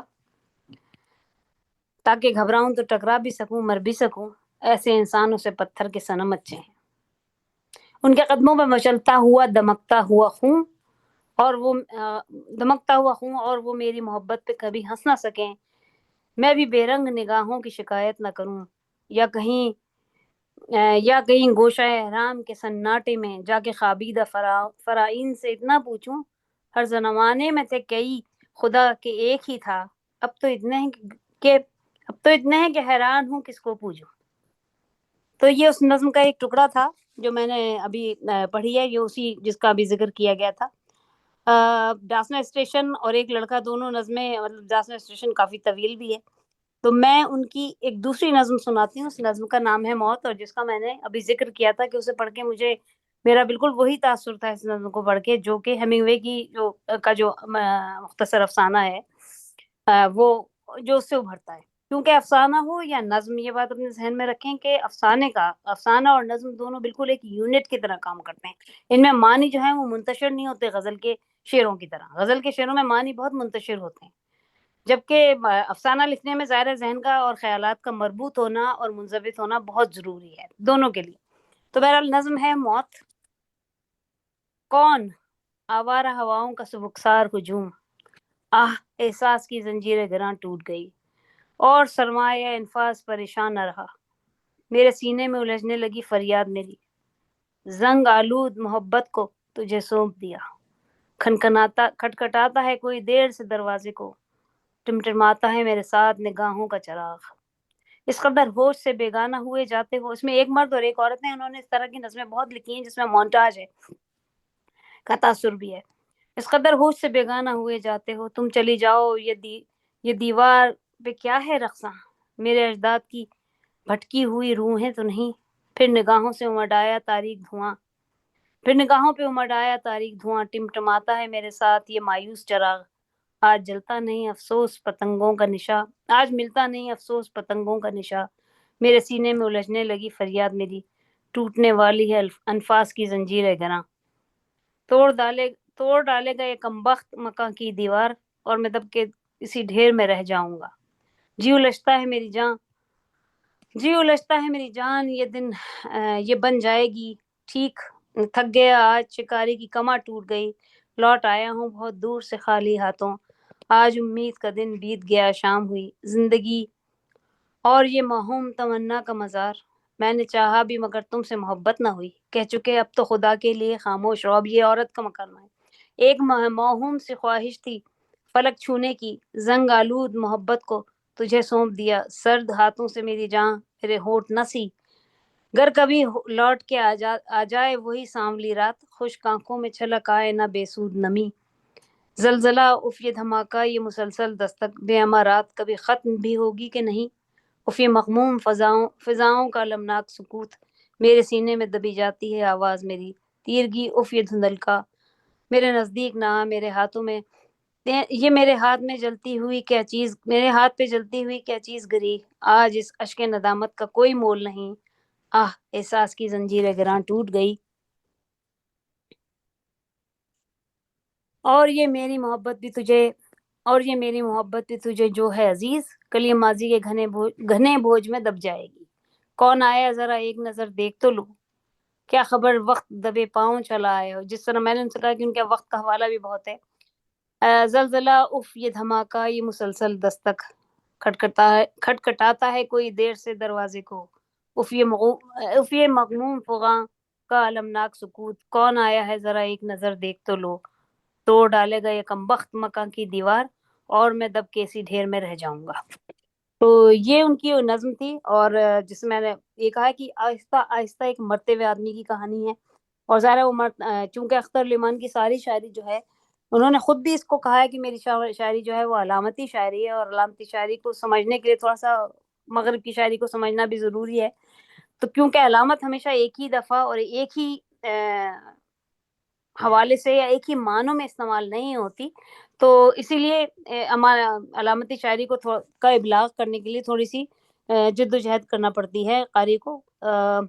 اگر وقت ہے تو میں ایک لڑکا سنا دوں، ورنہ میں میرے خیال میں وقت کافی ہو گیا ہے، اگر اسے مختصر کر دیں آپ تو بہتر ہے۔ ٹھیک ہے، چلو ٹھیک ہے، صحیح ہے، پھر میں بس اپنی بات کو یہیں ختم کروں۔ شکریہ تلمیز بہن۔ اب میں گزارش کروں گا جناب صوفیہ ضمیر صاحبہ سے۔ تو کیا ہم نماز کا وقفہ لیں گے، کیونکہ کافی لوگ ابھی رہتے ہیں، یہ مجھے لگتا تو نہیں کہ ختم ہوگا وقت، مجھے نہیں پتا کتنے پڑھنے والے ہیں، کیونکہ آپ کیا 10-15 منٹ لینا چاہ رہی کیا آپ؟ میں اتنا بالکل نہیں لوں گی کیونکہ تو آپ پڑھ باقی دیجیے، پھر لوگ آ کے دیکھ لیں گے انشاءاللہ، اگر تاخیر بالکل کوئی بات نہیں۔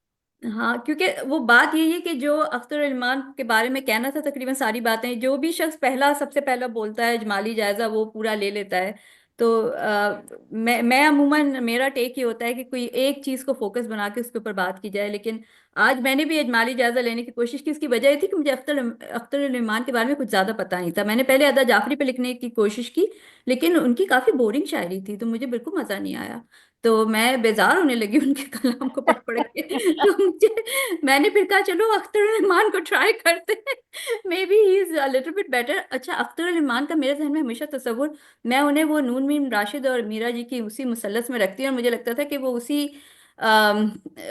قماش کے شاعر ہیں، قماش کا لفظ شاید غلط ہوگا، جن کے بارے میں یوسفی نے لکھا ہے کہ دوزخ میں ان کو اپنی شاعری سنائی جائے گی تو سزا کے طور پر، تو مجھے یہی لگا کہ یہ اس قماش کے شاعر ہوں گے، لیکن جب میں نے پڑھنا شروع کیا تو میں I was pleasantly surprised، اور مجھے اختر المان کی صرف اور صرف ایک نظم پہلے پتا تھی، اور وہ ان کی نظم اتفاق ہے، جس کا جو شاید آپ لوگوں نے پڑھی ہو کہ دیار غیر میں کوئی جہاں نہ اپنا ہو، شدید کرب کی گھڑیاں گزار چکنے پر کچھ اتفاق ہو ایسا کہ ایک شام کہیں کسی ایک ایسی جگہ سے ہو میرا گزر جہاں ہجوم گریزاں میں تم نظر آؤ اور ایک ایک کو حیرت سے دیکھتا رہ جائے، تو یہ مجھے ہمیشہ اس میں وقت نے کیا کہ ہنسی ستم والی جو ہے اس میں فیلنگ آتی تھی، تو یہ مجھے بچپن سے پسند تھی یہ نظم، اور مجھے اسی کے حوالے سے اختر المان کا نام پتا تھا، ان کا اور کوئی کام نہیں پتا تھا، لیکن جب ان کے بارے میں پڑھنا شروع کیا تو پتہ چلا کہ اتنی ہمہ جہت شخصیت، اتنی تو مشہور فلموں کے انہوں نے مکالمے لکھے ہیں، جو یش چوپڑا کے بڑے بھائی تھے B.R. چوپڑا، ان کی ساری کامیاب فلموں کی کامیابی کے پیچھے شاید ہاتھ ہی ان کا تھا کہ کہانیاں بھی انہوں نے لکھے ہیں، چاہے وہ ہمراز ہو، وقت پہ بھی انہیں فلم فیئر ملا تھا بائی دا وے، تو اتنی بڑی بڑی فلموں کے انہوں نے جو ہے مکالمے لکھے اور کہانیاں لکھیں، اور ایک آدھ فلم میں کام بھی کیا ہے، وقت میں ان کا جو ایک چھوٹا سا کردار بھی تھا، جو शशि कपूर और शर्मिला टैगोर क्लास रूम में बैठे हुए हैं और एक टीचर उनको बिन्त लम्हात में से वो एक नज़म पढ़ के सुना रहा है, उर्दू की क्लास है, तो वो अख्तरुल इमान खुद हैं, तो वो उन्होंने एक छोटा सा एक्टिंग का भी जो है गिग किया है। तो और एक छोटी सी टिडबिट बात ये भी जो जिसका शायद जिक्र ना हो कि अमजद खान जो हैं गब्बर सिंह, वो इनके दामाद हैं अख्तरुल इमान के। तो ये भी एक छोटी सी बात थी जो जिसका जिक्र नहीं हुआ। बाकी तो उनके कलाम के बारे में जितनी बातें थी वो हो ही गई हैं, तकरीबन तकरीबन सारी बातें हो गई हैं। उन्होंने जो एक और बात अनोखी है, वो उन्होंने बहुत जिस तरह यूसी साहब अपनी एक चीज को लिख के और फिर पाल में लगा के रख देते थे और उसको रिवाइज करते रहते थे, इन्होंने एक लड़का को मुकम्मल करने में 18 साल लगा दिए। आप देखिए, हमें तो नज़म गजल लिखने को दी जाती है तो हम उसी एक रात पहले लिख रहे होते हैं जल्दी जल्दी। कुछ लोग तो जो है वो स्विमिंग पूल में लिख रहे होते हैं, कुछ जो है बेचारे ड्राइविंग करते हुए लिख रहे होते हैं। तो इन्होंने ये कितना, और उनकी पे उनका ना पूरा एवोल्यूशन उनकी किताबों में लिखा हुआ है कि किस तरह इसका ये पहला पास है नज़म का, दूसरा पास है। तो वो उन्होंने किस तरह से उन नज़मों को बाकायदा जो है वो परवरिश की है, उन्हें परवान चढ़ाया। अब तो एक लड़का जो है वो एक लड़का बड़ा हो गया, बच्चा पैदा होके, वो वाकई जो है वो रियल टाइम में लिखी गई है वो नज़म उनकी। और फिर जितना उन्होंने लिखा उससे बहुत कम वो दुनिया के सामने लाए। उनके पहले मजमूए में सिर्फ 23 नज़में हैं, जबकि उनके पास उस वक्त 150 नज़में थी। तो वो बहुत सेल्फ एडिटिंग के जो थे कायल थे। जो मुझे उनकी नज़मों में बात अच्छी लगी जिसका शायद जिक्र नहीं हुआ, वो ये कि एक चौंका देने वाली बात उनके या तो आखिरी मिसरे में होती है या कोई टीप का मिसरा होता है उसमें होती है, जिसमें एक ड्रामाई, जिसकी वजह से नज़म में एक ड्रामाई रंग आ जाता है या एक वो अनोखा मोड़ ले लेती है नज़म, जो कि शुरू से शायद सिर्फ उसका माहौल बन रहा होता है, लेकिन उस ड्रामाई मिसरे के बाद से जो है वो उस नज़म का रंग ही बदल जाता है। तो वो जो उनके मौसर टीप के मिसरे हैं या वो मैं उनका बस जिक्र करके ख़त्म करती हूँ। अच्छा, गुलामी के 2 नगमे कहीं लिखा हुआ था कि उन्होंने लिखे हैं। तो मुझे इसकी कोई वेरिफिकेशन नहीं है, हो सकता है लिखे हैं, हो सकता है ना लिखे हैं। और फिर कुछ मुकालमे उनके बहुत ज़्यादा मशहूर हुए हैं, जो खुसूसन फिल्म वक्त के जो मुकालमे थे कि राजा के गम को किराए के रोने वालों की ज़रूरत नहीं होती, राजकुमार का मुकालमा था, या आपकी कामयाबी के नीचे कितनी हड्डियां दबी हुई हैं। तो ये बड़े उन्होंने पावरफुल मुकालमे भी लिखे हैं। लेकिन जो उनके टीप के मिसरे हैं, जो कि मुझे लगता है कि बहुत अच्छे मिसरे हैं, सच बचा क्या जिंदगी से भाग कर आया है तू, ये एक नज़म का मिसरा है। या फिर उनके एक और नज़म का मिसरा है कि खला क्यों पुर नहीं होता, तो ये गरीबुल वतनी के बारे में नज़म है। अब फिर एक लड़का का मिसरा है कि ये मुझसे पूछता है अख्तरुल ईमान तुम ही हो। और फिर एक और नज़म का मिसरा मशहूर है कि आओ कि जश्न मर के मोहब्बत मनाएं हम। तो ये बहुत मशहूर टीप के मिसरे हैं। और कुछ मिसरे ऐसे हैं जो टीप के मिसरे नहीं हैं, लेकिन जब मैंने पढ़े तो मुझे बड़ा अच्छे लगे, तो बस मैं वो मिसरे पढ़ के सुना देती हूँ। कि जैसे आज सोचा है कि एहसास को ज़ायल कर दूं, किस कदर तेजी से ये बातें पुरानी हो गई। मैंने कहा मिसरा कितनी जो है जगह कोट हो सकता है, क्योंकि आजकल जितनी तेजी से हर चीज पुरानी हो रही है। और एक और मिसरा है कि बस एक बार सही डगमगा के देख तो लूं, बड़ा अच्छा मिसरा है। और फिर ये पत्थर के सनम वाली नज्म का मिसरा है कि अब तो इतने हैं कि हैरान हूं कोई किसको पूजूं, यानी कि कितने खुदा हैं। और फिर एक और मिसरा है कि वो तेरी गोद हो या कब्र की तारीकी हो, अब मुझे नींद की ख्वाहिश है सो आ जाएगी। एक और मिसरा है मैं तुम्हें जानता हूँ नाम नहीं याद आता। और एक और मिसरा है मगर खुदा को ये सब सोचने का वक्त कहाँ। तो ये वो सारे मिसरे हैं जिन्होंने नज़मों की पूरे पूरे रंग बदल दिए हैं। तो मैंने अख्तर रहमान को बहुत डिटेल में पढ़ा इस महफिल की वजह से, और मुझे बड़े दिलचस्प लगे, और मैं उन्हें और पढ़ूंगी। That's it, thank you. वाकफ बहुत बहुत शुक्रिया। असल में इस तरह की महफिलों का मकसद ये होता है कि हमें ज़रा इसकी एक इंसेंटिव मिले कि हम उन शायरों को पढ़े जो अमूमन तौर पर हम नहीं पढ़ते हैं। और मैंने भी अदा जाफरी को और अख्तरुल ईमान को सिर्फ इस महफिल की वजह से पढ़ा, नहीं तो शायद मैं कभी ऐसा पढ़ता भी नहीं। लेकिन बहुत बहुत शुक्रिया। सूफिया बहन के बाद मेरे पास नाम है रेहान कैसर साहब का। रेहान भाई, आप कोई बात करना चाह रहे हैं? अपने आप को अनम्यूट करके बात कर लीजिए। अस्सलाम वालेकुम। वालेकुम सलाम रहमतुल्लाह। मैं टाइम कम है, मेरे ख्याल में मेरा टाइम कोई और ले ले, तो मैं सुनना ज़्यादा मुझे मज़ा आ रहा है, तो ठीक है। मैं पास करूँगा। रेहान भाई के बाद मेरे पास हमीद शेख साहब का नाम है। हमीद भाई, आप कुछ बात करना चाहते हैं आज? जी, आवाज आ रही है मेरी? जी, तस्वीर भी आ रही है। अच्छा, शुक्रिया। अच्छा, मैं चूंकि बात काफी हो गई है, मैं भी अख्तर ईमान पे बात करना चाह रहा हूँ। تو میں اس کو سمرائز کر دیتا ہوں جو میں نے تیار کیا تھا، اس کے جو مین پوائنٹس ہیں، کیونکہ وقت کافی ہو گیا ہے۔ اختر علی مان کا جو جیسے ذکر ہو چکا ہے کہ وہ غزل کے شاعر نہیں ہیں، اور انہوں نے نظم کو جو ہے وہ خود یعنی پسند کیا ہے، اور اس کو غزل کو بلکہ انہوں نے چنا ہی نہیں ہے اس کام کے لیے۔ اب میں یہاں پہ صرف ایک بات کرنا چاہتا ہوں کہ ایک شاعر کے لیے غزل کو جو ہے وہ ناپسند کرنا، یعنی ایک تو ہوتا ہے غزل کو وہ یعنی اس اسلوب کو وہ اختیار نہ کرے، اور ایک ہوتا ہے کہ ناپسند کرنا۔ تو کیا یہ اس کو ہم کس طرف لے جائیں گے، یا اس کے بارے میں کیا سوچیں گے کہ وہ محبت کو پسند نہیں کرتے، محبت ان کے لیے کوئی انہونی چیز ہے، یا اس کو وہ ایکسیپٹ نہیں کرتے؟ تو روایت کو ایکسیپٹ نہ کرنا اور بات ہے، لیکن بہر صورت محبت سے انحراف کرنا یا اس پہ غزل کو بالکل اپوز کرنا جو ہے یہ انوکھی بات ہے۔ دوسری بات یہ ہے کہ اب نظم کے بارے میں انہوں نے غیر روایتی مضامین کا جو ہے وہ انتخاب کیا ہے ہمیشہ، اور نظم بھی انہوں نے روایتی انداز میں نہیں کہی ہے۔ تو اس میں جو زیادہ نظر آتا ہے وہ ان کی خواہشات ہیں، یعنی وہ محبت کی خواہش اور عافیت کی خواہش تو ہے ان کے اندر، یعنی ایک جنرل اس میں سماجی پس منظر میں، لیکن اس کے ساتھ ساتھ اس کے یعنی ان خواہشات کے ٹوٹنے کا جو ہے ان کا احساس ان کے اندر، ان کی شاعری کے اندر زیادہ ہے۔ اور ایک نظم میں انہوں نے جو ہے خدا سے شکوہ کیا ہے، اس کے کچھ جو ہیں وہ مصرے ہیں: مگر مجھے کیا دیا تو نے، مگر مجھے کیا دیا تو نے، شباب ایک زہر میں بجھا کر، خراب آنکھیں لہو رلا کر، خدائے عالم بلند و برتر، نہ ایک مونس بھی ایسا بخشا کہ جس کی آغوش میں تڑپ کر سکون کے ساتھ مر سکوں میں۔ اور واہ، پھر دوسری بات جو انہوں نے کی ہے وہ وہی ظاہر ہے ان کے جو مصائب کے بارے میں، اور جو ان کی زندگی کا جو ریفلیکشن آتا ہے، اس کا تاثر آتا ہے، وہ زندگی کی کشمکش ہے۔ اب جس ماحول میں یا جس طرح انہوں نے زندگی گزاری ہے اس میں تلخ حقیقت کا بہت دخل ہے۔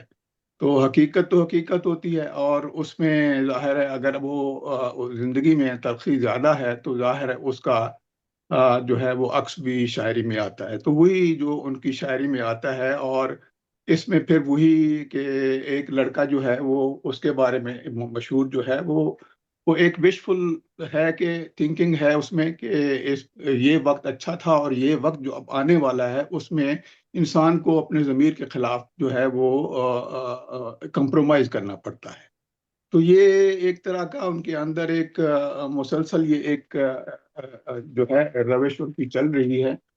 تو تیسری بات جو ہے وہ ان کی خارجی مشاہدات جتنے بھی ہیں ان کی زندگی کے، ان کے داخلی احساس کے ساتھ وہ اس کو ہم آہنگ کرنے کی کوشش کرتے ہیں، اور وہ خود کہتے ہیں کہ یہ اچھی نظم جو ہے اسی وقت ہو سکتی ہے جب ان کے درمیان ایک ہم آہنگی ہو، اور وہ اس کو مکمل طور پر پہلے وہ خارجی مشاہدات کو خود محسوس کرے انسان شاعر، اور پھر اس کو نظم کے اسلوب میں جو ہے وہ ڈھالے، تبھی وہ کہتے ہیں کہ یہ ایک ایفیکٹو نظم ہو سکتی ہے۔ ان کا اپنا ایک بیان ہے، تحریر ہے کہ میں داخلیت اور خارجیت کو دونوں کو ملا کر بات کرتا ہوں۔ خارجی چیزیں آتی ہیں وہ پھر اور کہیں داخلیت پر ختم ہو جاتی ہیں۔ میں ہر چیز کو، خارجیت کو بھی ذاتی تجربہ بنا کر پیش کرتا ہوں۔ میری شاعری کا خاص امتیازی نشان یہ ہے کہ جب تک وہ چیز میرے لیے خبر رہتی ہے شاعری نہیں بنتی۔ جب خبر سے بڑھ کر میرا داخلی تجربہ ہو جاتا ہے تب وہ نظم ہو جاتی ہے۔ تو اس طریقے سے یہ خاص ان کی نظم کا، اور اس میں جو ان کے جذبات کا اظہار کا طریقہ ہے اس میں یہ چیز بڑی نمایاں نظر آتی ہے۔ پھر جیسے رضوان بھائی نے ذکر کیا کہ اس میں ان کے لہجے میں کھردرا پن بھی بعض اوقات محسوس ہوتا ہے، اور وہ جو ہے اس وجہ سے وہ طنز اور تلخی میں بھی ان کی شاعری کو وہ کا ریفرنسز پائے جاتے ہیں۔ لیکن یہ چونکہ بات وہ اس طرح کرتے ہیں کہ وہ ایک خاص پس منظر ہوتا ہے یا ایک تصویر کشی ہوتی ہے، تو اس میں قاری کو ناگوار نہیں گزرتا۔ تو ایک نظم احتساب ہے ان کی، اس کے 3 مصرے جو ہیں وہ میں پیش کرتا ہوں۔ تو کیا تم نے فیصلہ کر لیا میں گناہگار ہوں، تو کیا تم نے فیصلہ کر لیا میں گناہگار ہوں؟ چلو میں نے گردن جھکا دی، اٹھو میری مشقیں کسو، چوبے خشک اور پرخار سے باندھ کر تم مجھے ٹانگ دو۔ اب یہ جو ہے کتنی ہارش اور اس لینگویج میں اور اس طرح جو ان کا خیال ہے وہ کتنا یعنی ایک تنزیہ اور تلخی کے ساتھ اس سے ظاہر ہوتا ہے اس میں۔ پھر وہ نظم کی تکمیل کے لیے ایک یونٹ میں بلیو کرتے ہیں، جیسے کہ نظم کا ایک اسلوب ہے کہ نظم میں ایک ہی مضمون ہوتا ہے اور اس مضمون کو وہ ساری نظم میں وہ اس پہ ایک یونٹ کے طور پر وہ نظر آتا ہے، ایک وحدت اور اکائی کے طور پر وہ مضمون اس کے اندر ضرور ہونا چاہیے تبھی وہ نظم بنتی ہے۔ تو اس پر وہ خصوصی توجہ دیتے ہیں اور وہ خود بھی کہتے ہیں کہ جسم اور روح دونوں مل کے اس کو جو ہے وہ ایک نظم کو بناتے ہیں۔ ایک نظم کے کچھ جو ہے مصرے سنیں۔ شہر تمنا کے مرکز میں لگا ہوا ہے میلہ سا، کھیل کھلونوں کا ہر سو ہے ایک رنگین گلزار کھلا، وہ ایک بالک جس کو گھر سے ایک درہم بھی نہیں ملا، میلے کی سج دھج میں کھو کر باپ کی انگلی چھوڑ گیا، ہوش آیا تو خود کو تنہا پا کے بہت حیران ہوا، بھیڑ میں راہ ملی نہیں گھر کی اس آباد خرابے میں، دیکھو ہم نے کیسے بسر کی اس آباد خرابے میں۔ اب دیکھیں یہاں شہر تمنا اور آباد خرابہ، اس کو انہوں نے شروع میں شہر تمنا کی بات کی ہے اور آخر میں آباد خرابے کی بات کی ہے، تو موضوع ایک ہی رہا ہے اور اس میں انہوں نے اپنے خیالات کا اظہار کیا ہے۔ اور جیسے کہ تلمیذ بہن نے ذکر کیا ہے کہ وقت کا ان کے ہاں بہت زیادہ جو ہے اس پہ فوکس ہے کہ وقت کا تصور ان کے ہاں شاعری میں پایا جاتا ہے، تو یہ ان کے خیال کے مطابق یہ ایک ناگزیر تاریخی عمل ہے جو ان کی شاعری میں جگہ جگہ اس کا جو ہے تاثر ملتا ہے۔ یہ دو تین مصرے سماعت فرمائے تو اسی پہ میں ختم کروں گا۔ حیات نام ہے یادوں کا تلخ اور شیریں، بھلا کسی نے کبھی رنگ و بو کو پکڑا ہے، شفق کو قید میں رکھا صبا کو بند کیا، ہر ایک لمحہ گریزاں ہے جیسے دشمن ہے، نہ تم ملو گی نہ میں، ہم بھی دونوں لمحے ہیں، وہ لمحے جا کے جو واپس کبھی نہیں آتے۔ تو میں اسی کے ساتھ اجازت چاہتا ہوں، شکریہ۔ بہت بہت شکریہ حمید بھائی۔ حمید بھائی کے بعد میرے پاس شیخ اعجاز صاحب کا نمبر ہے۔ شیخ اعجاز صاحب اگر آپ کچھ بات کرنا چاہتے ہیں تو انمیوٹ کر کے بات کر لیجیے اپنے آپ کو۔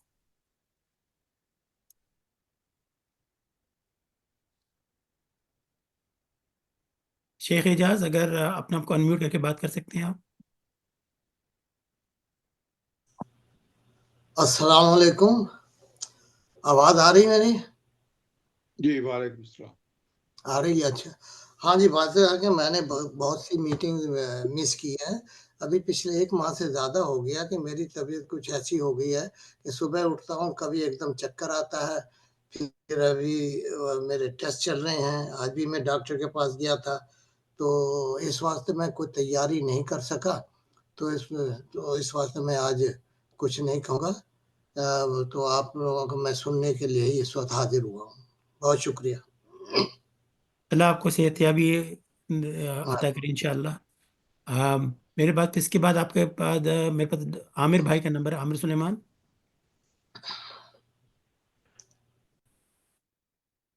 میں تو پاس کروں گا، میں تو سننے کے لیے آیا تھا، اور شیخ صاحب کے لیے بے شمار دعائیں، اور ہمیشہ بات کر کے سن کے مزہ ہی آتا ہے اردو گھر کے اندر۔ آج بھی تلمیذ بہن صوفیہ اور پھر حمید شیخ بھائی نے تو بالکل طبیعت منور کر دی۔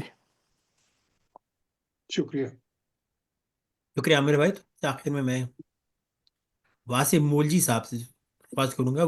پہلے تو بہت بہت شکریہ، محفل میں آج میں شامل ہو سکا چونکہ محفل زوم پر تھی، اور ایک طالب علم کے حیثیت سے آج مجھے بہت کچھ سننے کا موقع ملا 2 شعراء کے بارے میں۔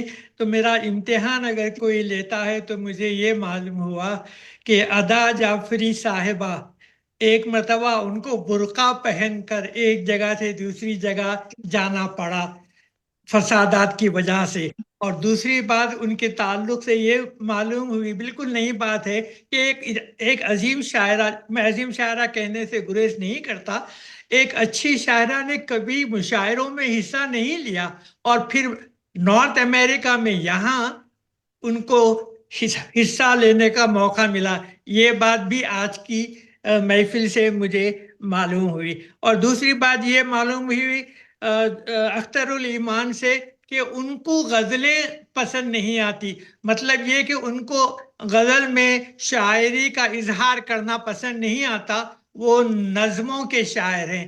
ये बात मैंने आज की महफिल में आप लोगों से सुनी, तो ये मेरी मालूमात हुई। आइंदा कुछ और पढ़ूंगा इन दोनों शायरों के बारे में। बस यही कहना था। बहुत बहुत शुक्रिया हाजरीन का जो उन्होंने इनके बारे में कुछ तहकीकात की, कुछ किताबें पढ़ी और हमको बताया। शुक्रिया। बहुत बहुत बहुत शुक्रिया वासिफ भाई। अगर आप इजाज़त हो फिर महफिल का ख़त्म कर दें। चलिए शुक्रिया बहुत बहुत।